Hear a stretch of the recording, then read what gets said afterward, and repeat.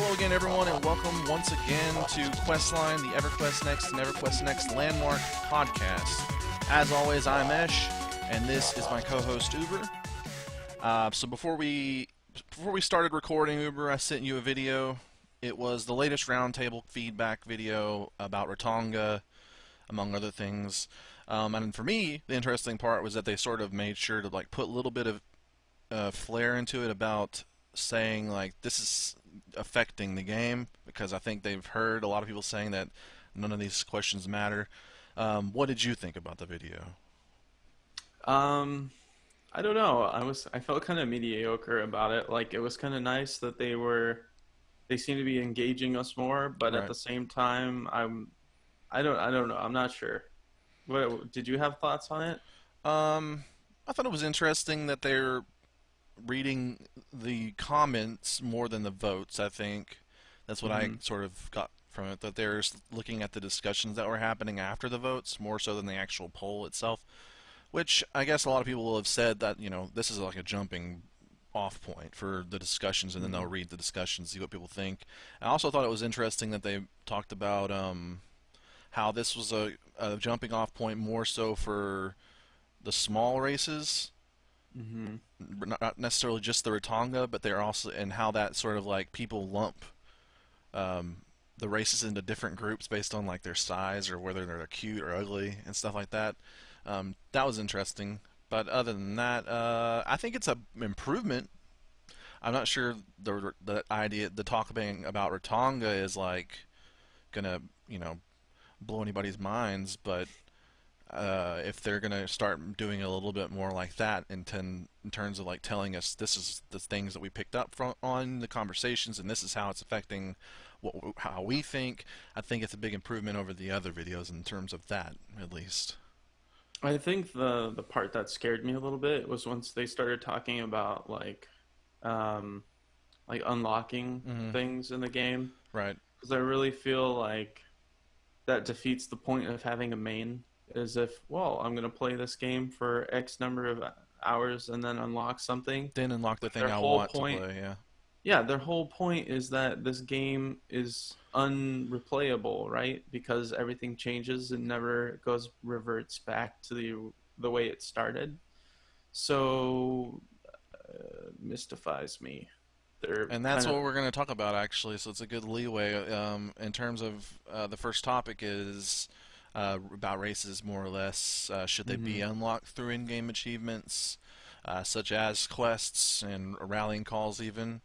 Or and in terms of rallying calls, though, should it be if your server completes a rallying call, should the entire server get it unlocked instead of just the people who accomplish X amount of things or whatever?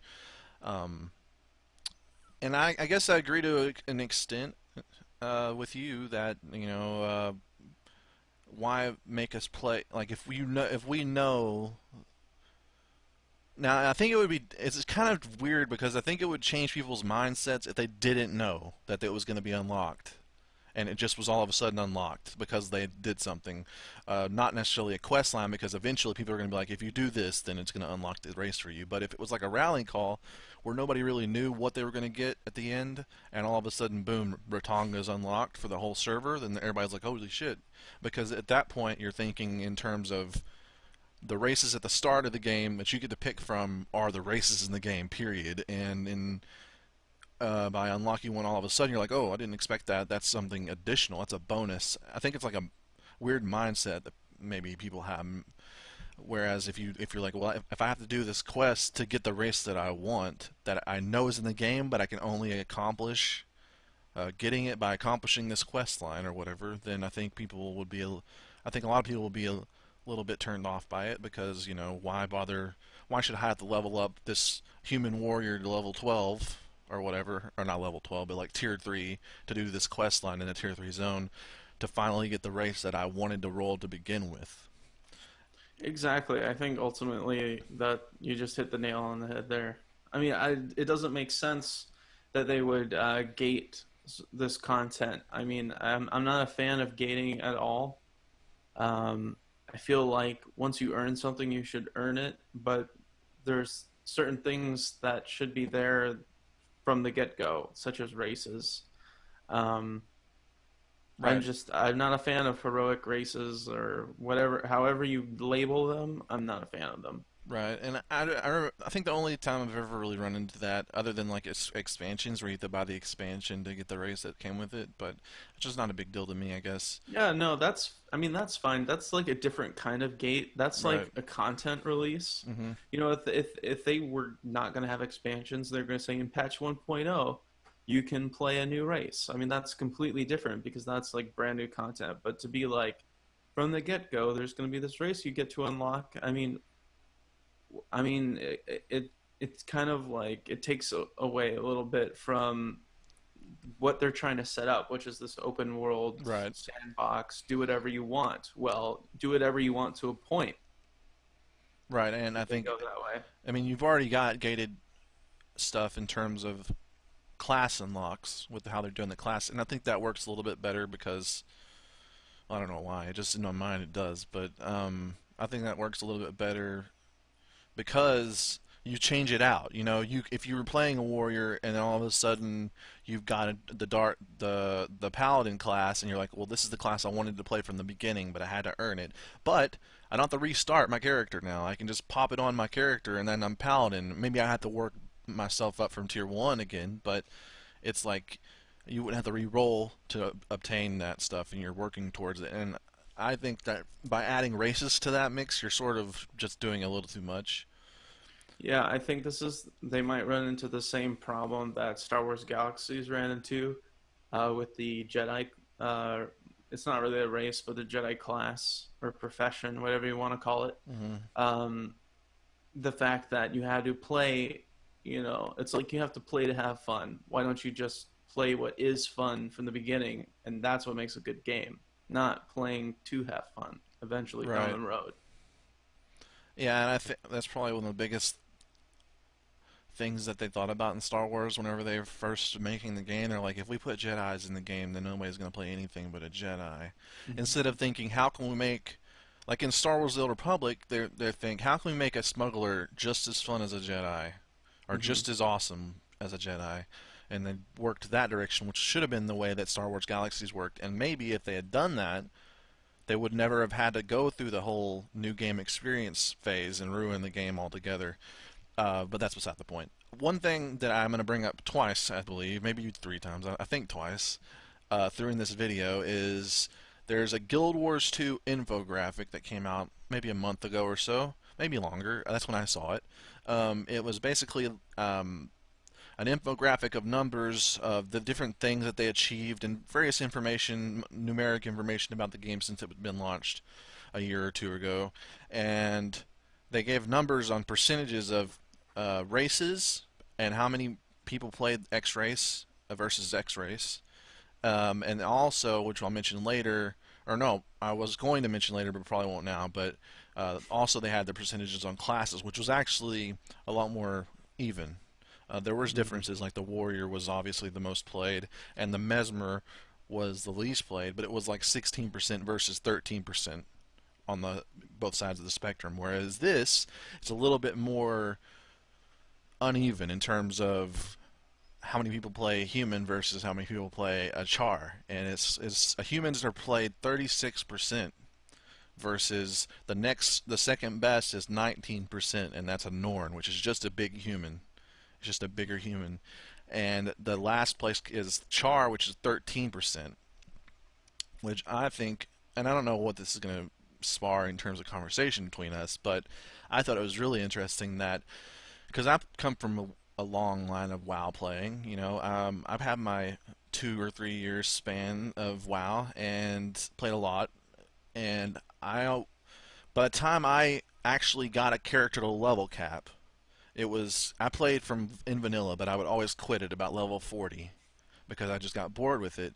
And Mhm. once finally Burning Crusade came out, I really got into it, and that's when I got my first character to level cap. But it was when the Burning Crusade, they finally released the Blood Elves for Horde, which is the first pretty race on the Horde side.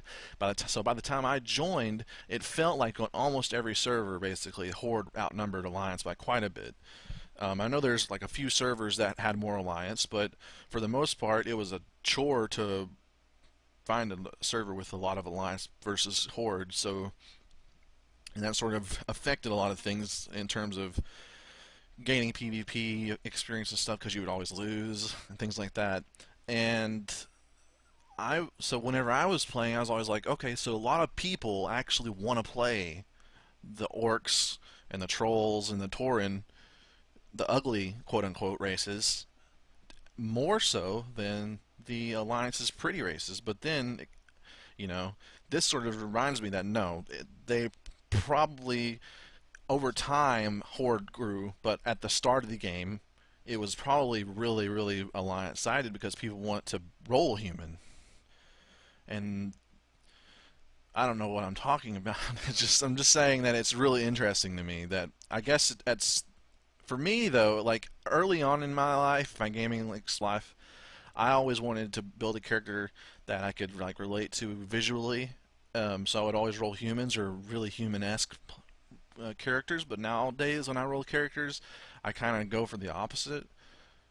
So instead of having a human paladin or whatever, I would have a tauren paladin, and so it's just kind of weird.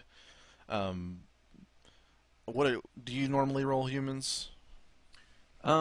I think it depends is the best answer I can say there because I would say, typically I tend to roll humans or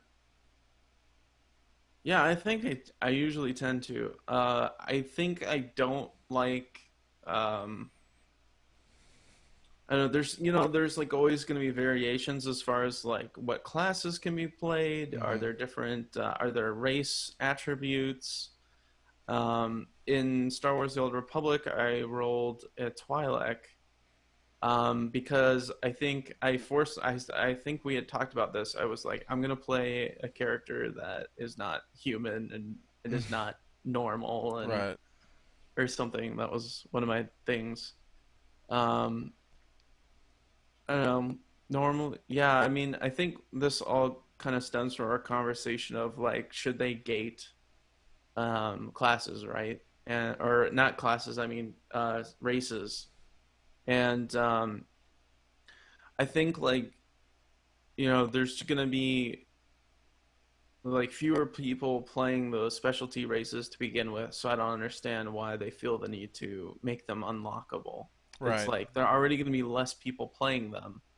Is this their way of trying to like make more people want to play them because they feel like they have to climb the ladder to earn it, and they can be like, Right. "Oh, look, I earned this by doing this amount of work," But again, I kind of tend to go back to the like, just let people play Gungans because the only people who are gonna play them are trolls.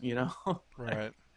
Yeah, I uh, understand what you mean, and I think whenever I think about the classes too, it sort of relates to the races. Is that because I think if you had given Guild Wars double the amount of classes somehow, Mesmer would probably have gotten a lot more play just because there were so many classes. Like, mhm, and with a game that's going towards like a more MOBA sort of synergy instead of Holy Trinity synergy, because in a Holy Trinity you have three different types of classes, so it doesn't matter really if you go Paladin or Warrior, or whatever Death Knight for a tank, because that's all you have. You just pick the one you want. I mean, they have little variations, and because but if you add like 10 more tanks, then at some point there's going to be two or three or four that are exactly the same. So, mhm, um, but in this it works because there's it's like a MOBA. So the more champions I could pick from that fit my style or whatever the case is, the better because it's different than because you can be a support that heals, or you can be a support that does other things, or you can be a tank support or a healer. You know what I'm saying? So there's a lot more variations you can actually attach to different classes so it works. And to me, that part doesn't. But the fact that if you add more classes, then people are going to play different classes. They're not always going to go, okay, there's 10 classes. I know what a warrior is, so I'm going to pick it. what the hell is a mesmer? I've never heard of that. But if you add a ton, I think people are going to be like, oh, there's a lot of classes to pick from. Not only that, but I can pick any one I want and then change out. But there's a lot of classes to pick from, so they're going to be more intrigued to try one of the things they don't know because most of them they don't know. And do you think that like will work the same way with I races? Like think if there's so, just a yeah. ton of races, then people will just play them more evenly if Yeah, there's a lot and of different ones. the thing that they said in the video actually that really sort of intrigued me a little bit or Hmm. confused me a little bit is they're talking about how you only have X amount of races to pick from in EverQuest 2, but they had so many though. Compared to other games, that was a lot. There's like 20, and and they were talking about like 16, I guess, that they had, and I'm like, 16 is like double the amount of any other game.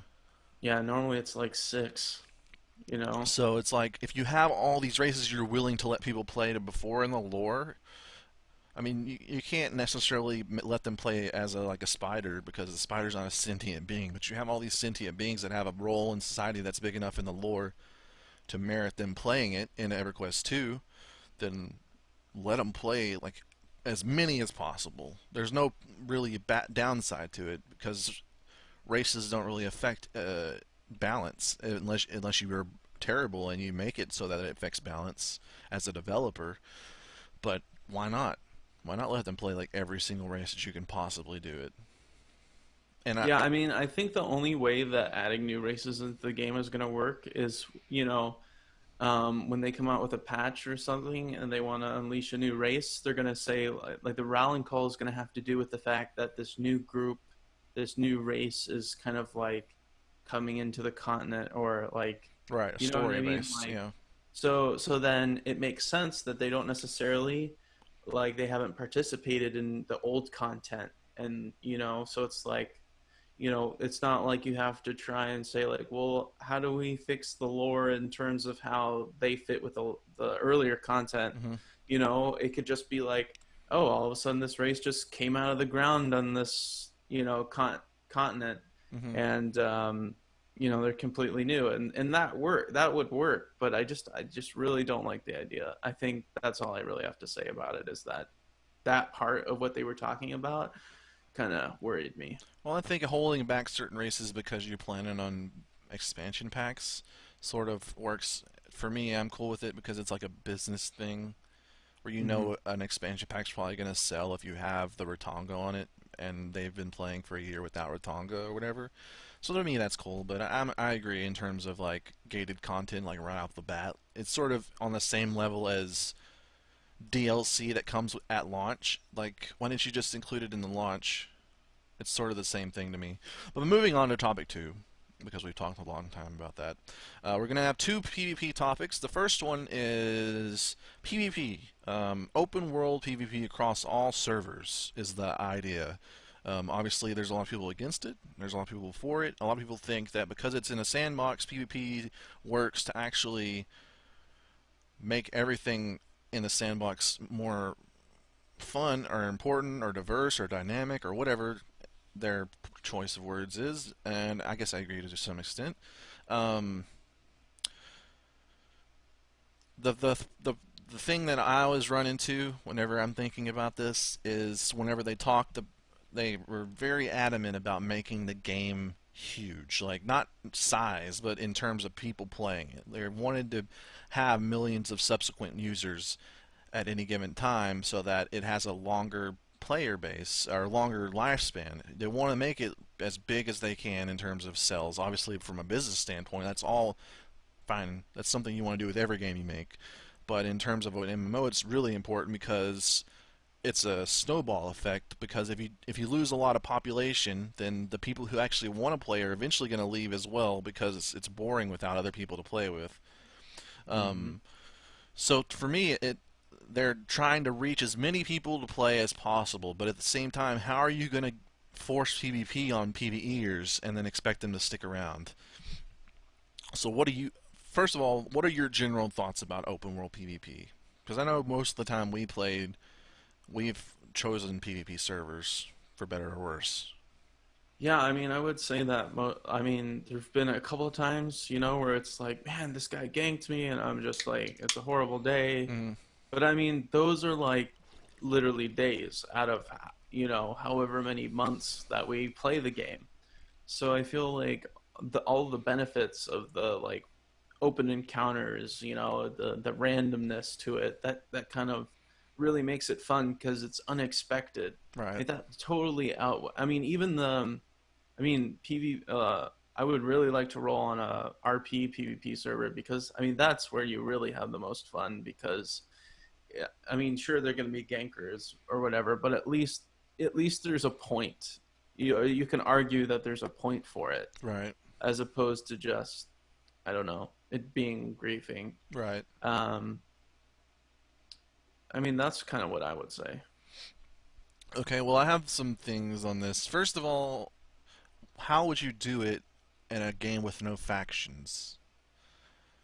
Because it goes Right. from you half the server being on your team and half the server not being on your team to potentially everybody killing each other on a server with just one faction. And I have an idea about this, but I'd like to hear what you think. Huh. I didn't really think about that um, because we have talked about some potential ideas like rallying calls pitting people against each other in the past. Hmm. But yeah, I mean, I think that is kind of interesting. I mean, they haven't really mentioned anything about Next too much, Most of it's about Landmark. But I mean, there is that. If is it like every man for himself? What would that be like? Unless you created guilds and then you couldn't fight them. So if it was guild versus guild, I don't know how else they would do it unless you have some thoughts. Well, actually, my idea was to actually have only PvP in terms of guilds. Like, the only way you could fight each other is if you're in a guild that had an enemy guild. And that Hmm. means by being in a guild that has nothing to do with that conflict, then you don't have to worry about those two guilds screwing you up or whatever. But at the same time, then you have to implement a function where it encourages people to become enemies. Otherwise, nobody's going to become an enemy. So you have to give it like some sort of reward system that Hmm. says, okay, by combating this other guild, you're going to gain this or whatever. Actually, one interesting thing that what came to mind was from Shadowbane, as usual, when anything PvP related comes up, is contested content again comes up, but not in terms of like bosses and stuff, but mines and things like that. And obviously, you can go out and mine anywhere you want. But what if they had actual set up mine nodes that were automatic mines where you get certain amount of materials as you own it for X. So for every hour you earn it, you own it. Um, you get X amount of ore from it, um, and then after a certain time, the ownership resets, and then you have to either go back and reclaim it or let somebody else get it, and that just is a collective fight between two guilds. So that guild that's coming to get that mine would have to decide, okay, do I want to declare war on this guild first of all, and then have it open so that that guild can attack my guild members and vice versa, etc. So like situations like that where you get to decide, to go into PvP, but you're also implementing a mechanic that sort of is gives them a reason, like a boon or something, to go into this sort of conflict while not making it just feel like really unnatural by like clicking a little box or something that says, "Yeah, I want to be this guy's enemy." That doesn't even make any sense, but it feels like there should be a reason. So contested content, I think, is the key to PvP working in open world in any case. What I think is sorry to butt in, but what I think Okay. is really interesting is like thinking about how they would make open world PvP work. It's almost like I'm envisioning a completely separate game from a PvE server. I mean, they making it work in this kind of sandbox factionless universe makes it seem like just completely different games. Yeah. And I guess that's why the automatic go-to for developers over the past years have been to actually separate the two, PvE Hmm. server versus PvP server. But And I mean, just think about like, so imagine a server where you're never pitted against other players. So you're only pitted against like the you're only environment. pitted against AI. So I mean, so then it almost seems like there's no way that they could integrate PvP into the game itself. And what I mean by that, maybe I'm not explaining myself well, but I mean, um, like if you were going to have mechanics with rallying calls, having people pitted against each other, that couldn't work on a PvE server, right? So then it would be like a complete, how would they have separate rallying calls created? It would just Right. be like, it seems like you either have it for everyone or you don't have it at all and have separate like PvP arenas and Mhm. don't have open worlds, even on PvP servers. Right. Yeah, it's sort of like the reason that open world PvP doesn't work in a lot of games and it just becomes a grief thing is because it's just a tacked on thing where the game is the exact same between a PvP server and a PvE server. It's just you can kill each other, and that sort of becomes what's the point in killing each other other than to just piss that person off, and that's the whole motivation behind people camping and things like that. So the idea is if they want to do PvP right, then they have to make a game built for PvP in general, like with a bunch of mechanics with the PvE and the PvP coming together and melding. So you need to do one and the other. Maybe your guild needs to have a PvE section and a PvP section so you can actually accomplish things together. Um, Maybe you need to get the ore through PvP to build the best gear for PvE or something like that. So yeah, it's like it's kind of an all or nothing thing, or it's just gonna end up Yep. being the same old PvP system. So I Right. agree. And if they do that, I mean, Now you know, the only other idea I had was to go with the Shadowbane sort of setup in a certain area of the continent where that area is all player made stuff, and in that area you can have player based factions where I know last time we had our guild list and I said don't put a limit on guild numbers, but it would sort of be smart if you're going to have a system like a Shadowbane system to have a guilds limited to 100 players so that there's not a mega guild that just kills everyone by zerging them. But then you have a faction thing, which is sort of like an alliance or a nation over it. So you have that one area of the map that's all player built cities and stuff, and then there's a threat of the other factions clashing over land or whatever the case is. And at that point, it becomes an option, to partake in open world PvP. Because in theory, World of Warcraft had those little areas in certain zones where you had those 3 points you could capture, and depending on what faction owned the 3 points, you got a buff or something lame.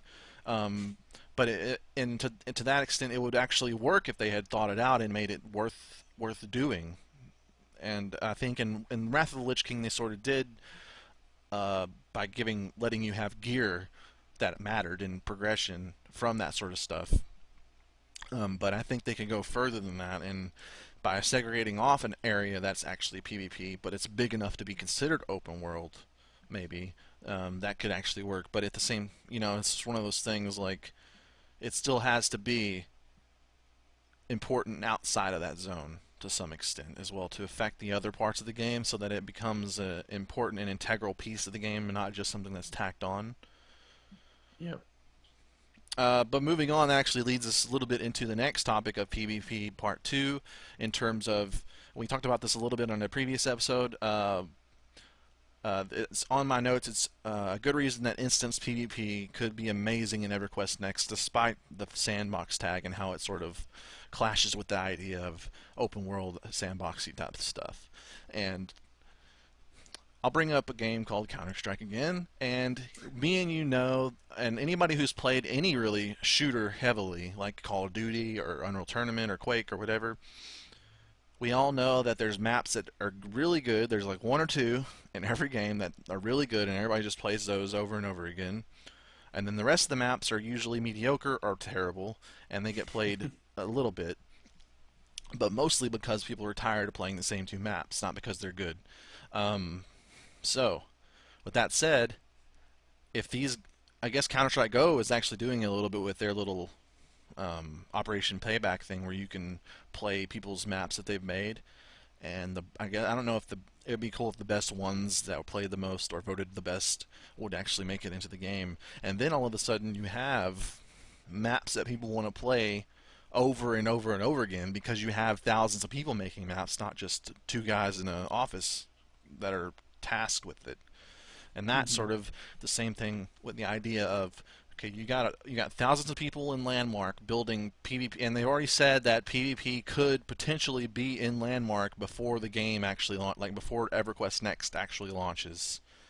They can have some form of PvP. If you look at Minecraft, that's automatic. You give them a game that they can fight each other. Then you give them a game where they can build their own arenas, and eventually somebody's going to build an arena and then fight each other in it.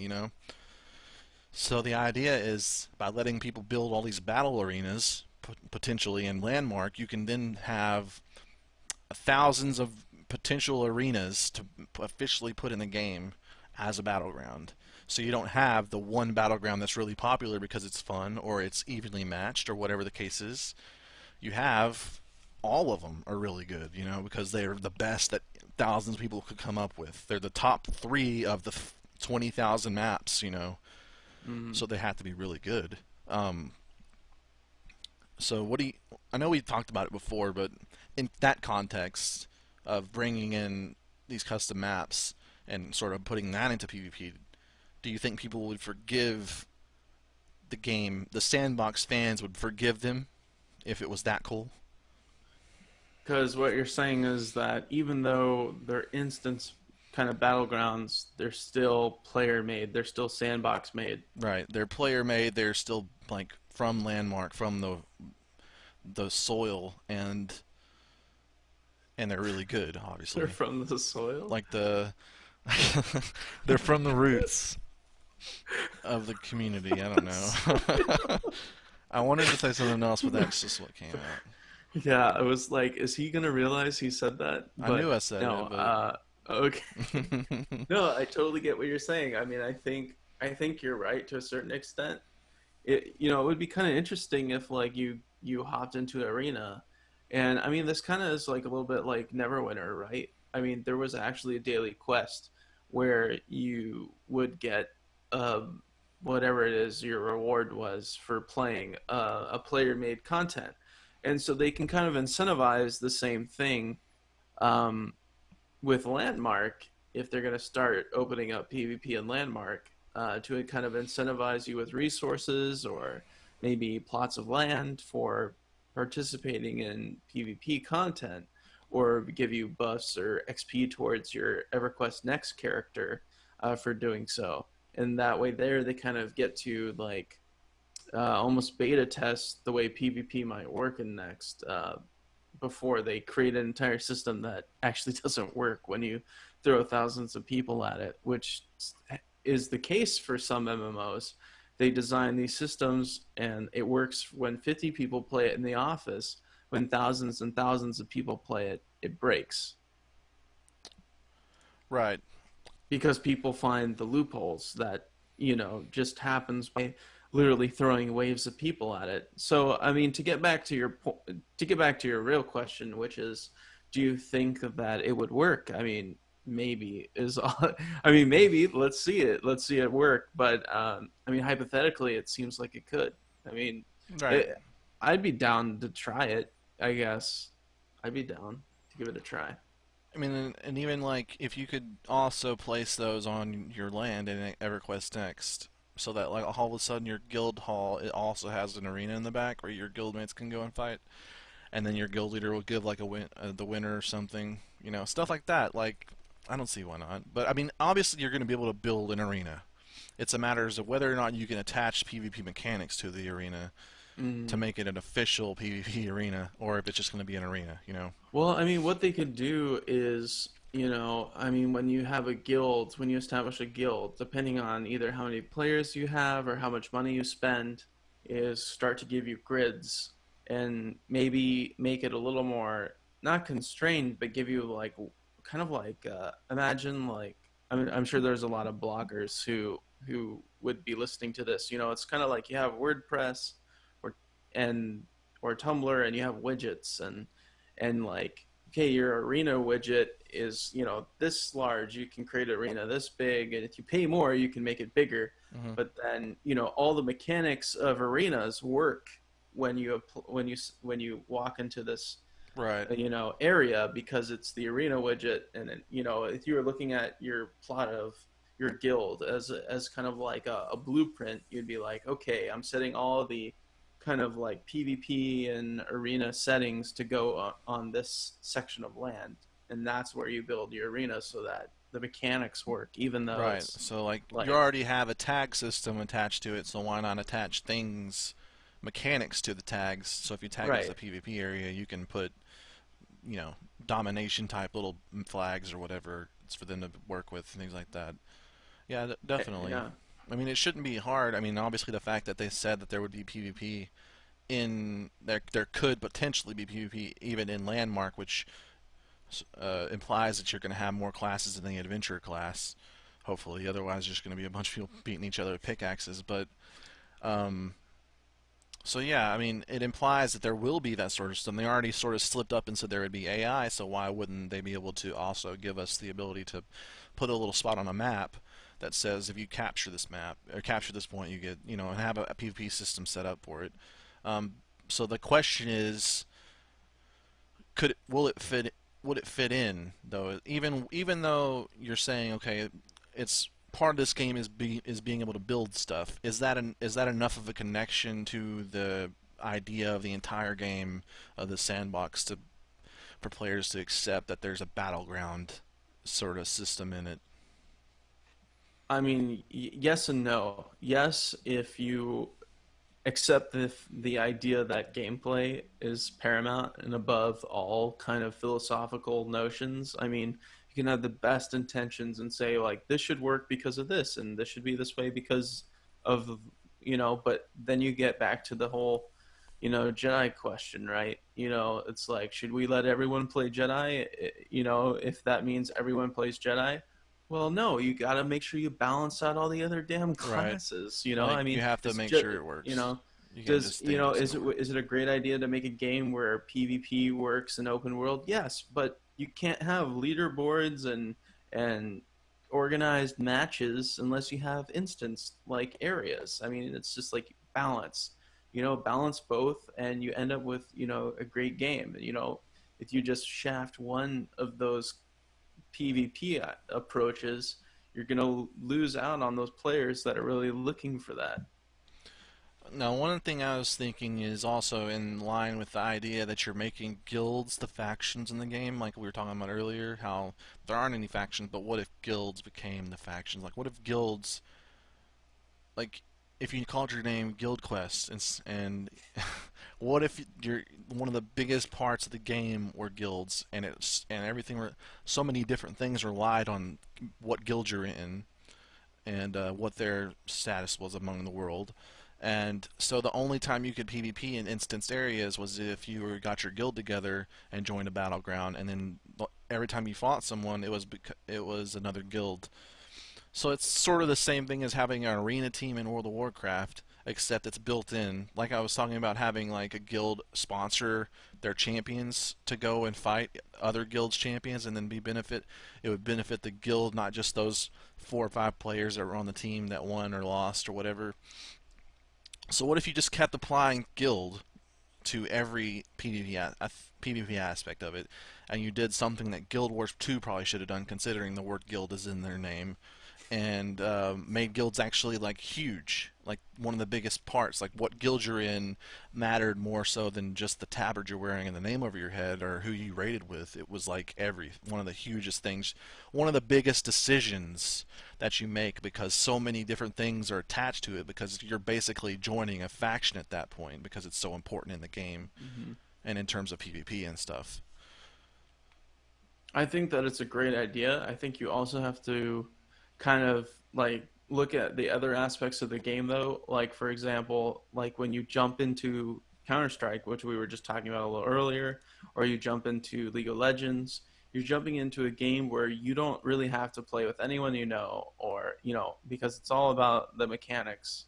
I mean, it helps to play with people you know, but I mean, if you're gonna be playing a game where that's more like Eve Online, where everything is determined by, do you have 10 people behind you to get your back, or else you'll be destroyed. It becomes a much more hardcore type of game, which isn't necessarily a bad thing. But if you want tons of people playing, it may be hard to sell that idea, especially for people coming in and all of a sudden they see well established guilds. There's that fear that they will just be kind of left by the wayside and be like, this is not for me. Um, so I have a feeling like we won't see a game that's like all about guilds. Right. That's why, is because it's a much more hardcore of a game. Definitely. Yeah, I can see that. But yeah. So that's our last topic, though. And I guess we'll do a bonus round. I think we did a pretty good job on time. I'm not sure. I didn't. I I don't forgot to know. do my timer actually. So we did all three topics, and I think we did a pretty good job with the time. Sorry it's so late. And if you guys want to stick around for bonus round, we're going to talk a little bit about the little things about games that we think should be more important, like the ambience of the certain games that make them feel really good, not necessarily the mechanics, just little things. And also, if we have time, we'll talk about whether or not we think EverQuest Next should go to console, and whether and how MMOs to this point have handled that duality of PC and console being in the same game and stuff like that. So thank you for watching episode 4 of Questline. Be sure to check out our website for more EverQuest Next and EverQuest Next landmark news, and you can follow us on Twitter at QuestlineEQ, and you can follow me at EshPlays and Uber at A Corpet. So until next time, follow the Questline.